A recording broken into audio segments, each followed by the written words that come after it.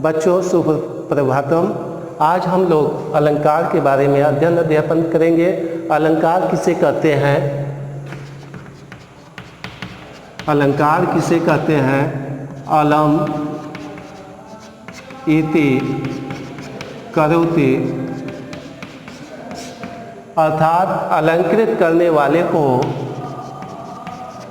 अलंकृत करने वाले को अलंकार कहते हैं। अलंकृत करने वाले को अलंकार कहते हैं। अलम इति करोति, अलम का अर्थ है सौंदर्य, करोति माने करने वाला, जो सुंदर करने वाला होता है उसे अलंकार कहते हैं। अब इसकी हम परिभाषा का निर्माण एग्जाम्पल के अनुसार करेंगे। वैज्ञानिक पद्धति के अनुसार आप परिभाषा बनाना सीखेंगे। तनी, तनुजा, तट, तमाल, तरुवर, बहुछाया और काली घटा का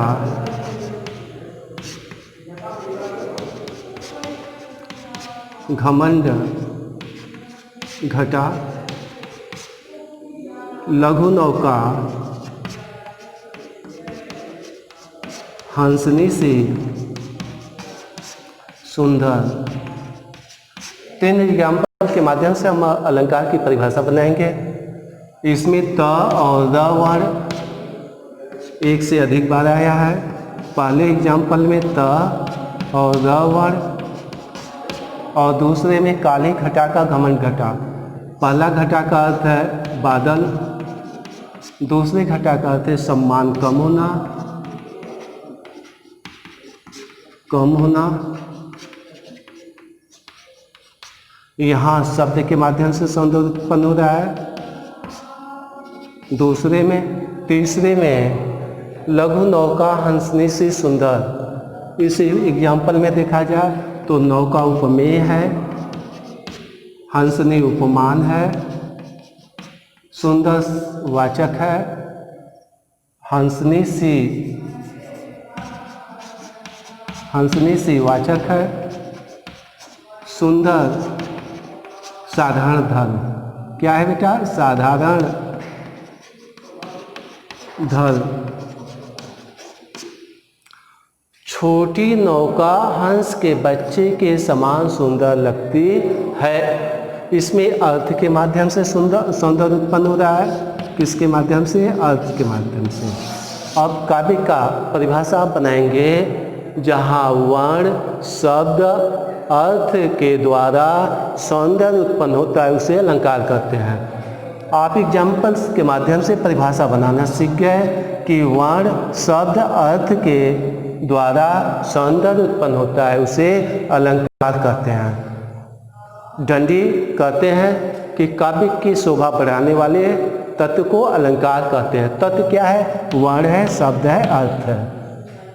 काव्य की शोभा बढ़ाने वाले तत्व को अलंकार कहते हैं। और यह तो रटी रटाई परिभाषा है। एग्जाम्पल से आप परिभाषा बनाएंगे। जहाँ काव्य में वर्ण, शब्द, अर्थ से सौंदर्य उत्पन्न होता है। क्या उत्पन्न होता है? सौंदर्य उत्पन्न होता है, उसे अलंकार कहते हैं। किससे?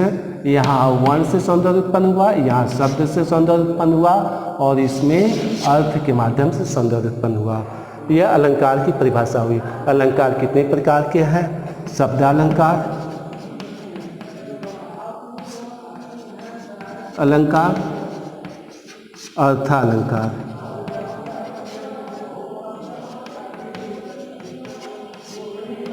शब्दालंकार आप कक्षा 9th में आप लोगों को पढ़ाया गया था।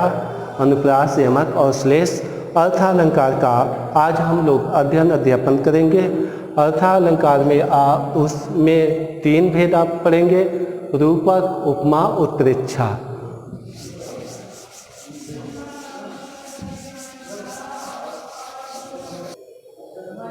रूपक अलंकार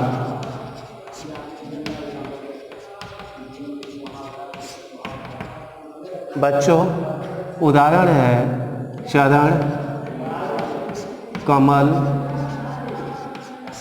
बंध हरिदाई। अब इस एग्जाम्पल से देखिए, चरण उपमेय है, कमल उपमान है, यह उपमान है। उपमेय किसे कहते हैं बेटा? जिसकी उपमा दी जाती है, जिसकी उपमा दी जाती है उसे क्या बोलते हैं? उपमेय। उपमान किसे कहते हैं? जिससे उपमा की जाती है उसे उपमान कहते हैं। अब यह उपमेय है, इसकी उपमा कमल से की जा रही है। अब देखा जाए तो यहाँ रूपक अलंकार में चरण कमल बंधु हरिदाई, इसका अर्थ होगा बेटा, मैं ईश्वर के चरण रूपी कमल की वंदना करता हूँ। मैं ईश्वर के चरण रूपी कमल की वंदना करता हूँ। अब यहाँ देख लो बेटा, उपमेय और उपमान। अब क्या है? चरण और कमल में भेद रहित आरोप है। कैसा आरोप है? भेद रहित आरोप है। कैसा आरोप है? भेद रहित आरोप है। मैं ईश्वर के चरण रूपी कमल की वंदना करता हूँ। अब इसमें उपमेय उपमान में कोई भेद नहीं है। उपमेय उपमान में भेद रहित आरोप है, इसको इसमें आरोपित कर दिया गया। इसमें अंतर कोई नहीं है। उपमेय का, जहाँ काव्य में उपमेय का उपमान में भेद रहित आरोप होता है उसे रूपक अलंकार कहते हैं। कौन सा अलंकार कहते हैं? रूपक अलंकार कहते हैं। परिभाषा देख लो बेटा, जहाँ काव्य में उपमेय का उपमान में भेद रहित आरोप होता है उसे रूपक अलंकार कहते हैं। परिभाषा आपका बना बेटा, उपमेय का उपमान में भेद रहित आरोप होता है उसे रूपक अलंकार कहते हैं। चरण कमल में भेद रहित आरोप है, कोई अंतर नहीं है। चरण को कमल में आरोपित कर दिया गया है। अब देखिए अगला अलंकार बेटा, उपमा अलंकार।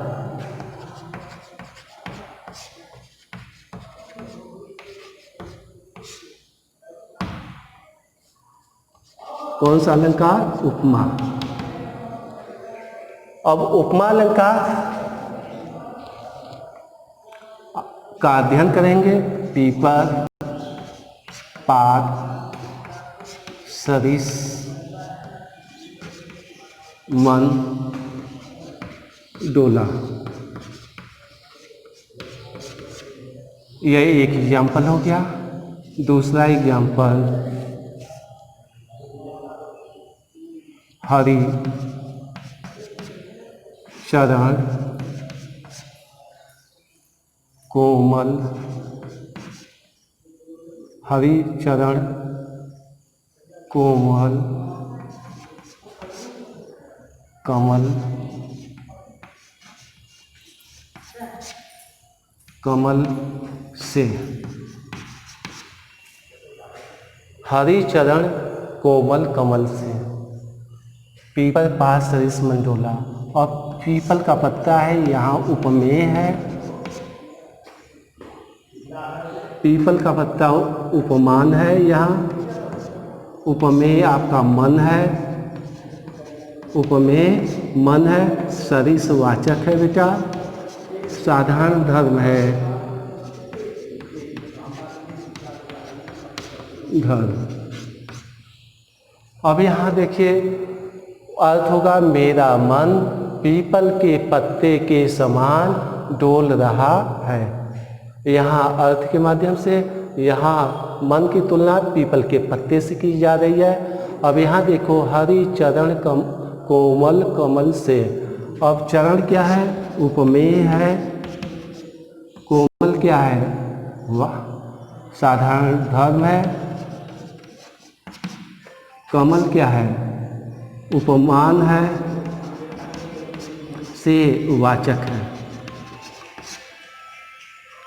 अब ईश्वर का चरण कमल के समान कोमल होता है। ईश्वर का चरण कमल के समान कोमल होता है। अब कोमल होता है, यहाँ तुलना किया जा रहा है। क्या किया जा रहा है? तुलना। उपमेय का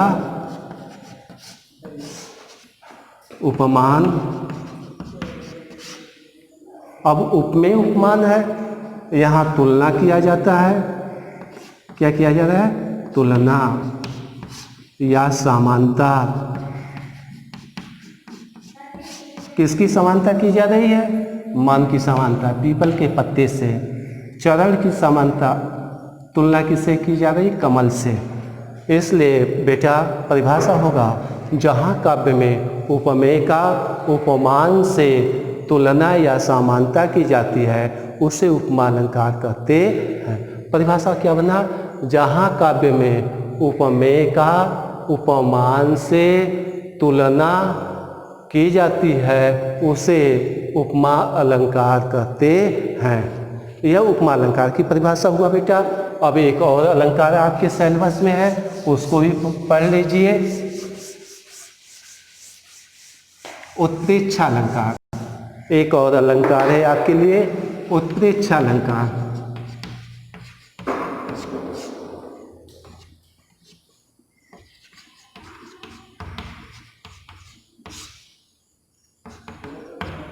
उत्प्रेक्षा अलंकार है, शोभत ओढ़े ओढ़े पीठ पट श्याम सलोने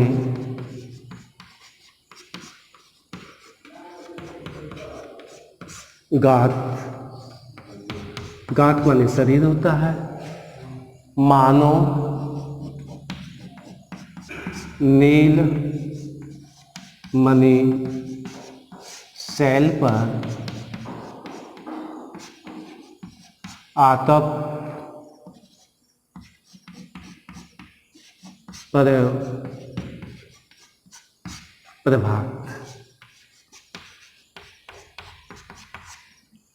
अब इसमें देखा जाए तो श्याम सलोने गा, श्याम सलोने गा पीठ पटु। अब यह आपका उपमेय है। क्या है? उपमेय है। पीठ पटु भी उपमेय है। नीलमणि क्या है? उपमान है। आतप माने सूर्य की किरणें उपमान है। अब इसमें क्या है बेटा? संभावना प्रकट की जा रही है। उपमेय और उपमान के बीच संभावना प्रकट की जा रही है। क्या की जा रही है? प्रकट की जा रही है। अब देखिए, शोभत ओढ़े पीठ पट श्याम सलोने गात, मानो नीलमणि शैल पर आतप पड़ो प्रभात। कहते हैं कि इससे किस पीताम्बर वस्त्र धारण किए हुए हैं, उनका शरीर श्यामल वर्ण का है जो अत्यंत सुंदर लगता है।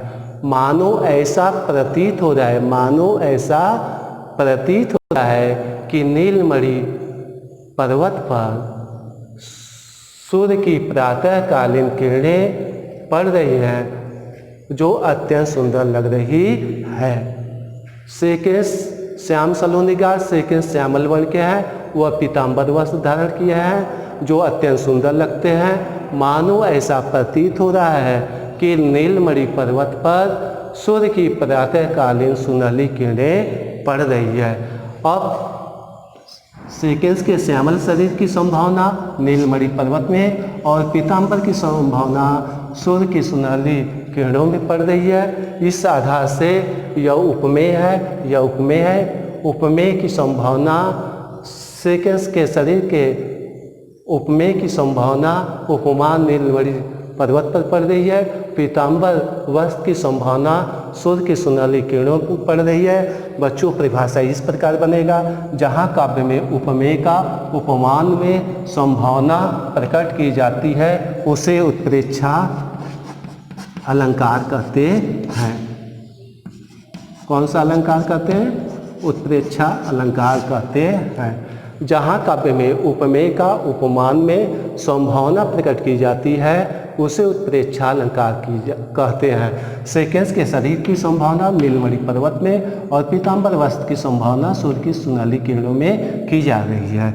उदाहरण से आपने परिभाषा बनाया कि जहाँ काव्य में उपमेय का उपमान में संभावना प्रकट की जाती है उसे उत्प्रेक्षा अलंकार कहते हैं। अब तीनों में अंतर करना आप कैसे सीखेंगे? आप उदाहरण, क्या है रूपक में उपमेय और उपमान में भेद रहित आरोप होता है। जैसे चरण, कमल, बंधु, हरि, राई।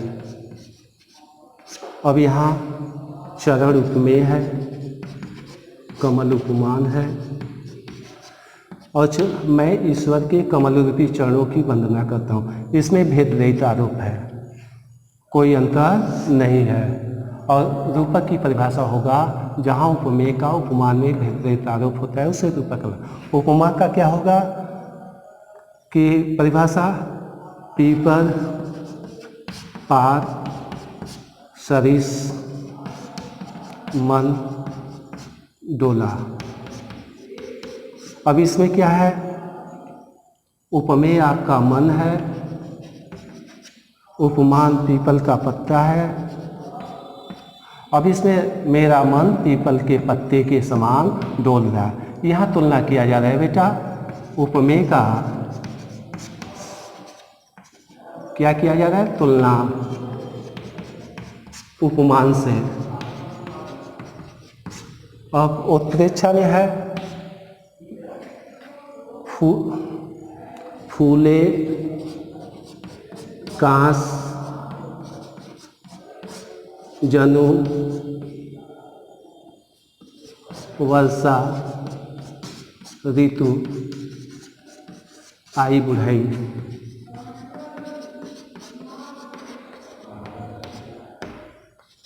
अब देखा जाए, कांस, फूले, जनु, वर्षा, ऋतु, आई बुढ़ाई। कांस यह उपमेय है, वर्षा ऋतु उपमान है। इसमें फूले, कांस, जनु, वर्षा ऋतु, आई बुढ़ाई। कांस एक घास होता है जिसमें फूल लग जाने से वर्षा ऋतु की बुढ़ाई, अब वर्षा होने वाली नहीं है। अब संभावना कांस फूलने से वर्षा ऋतु में प्रकट की जा रही है, इसलिए यहाँ क्या है? उपमेय की संभावना उपमान में प्रकट की जा रही है।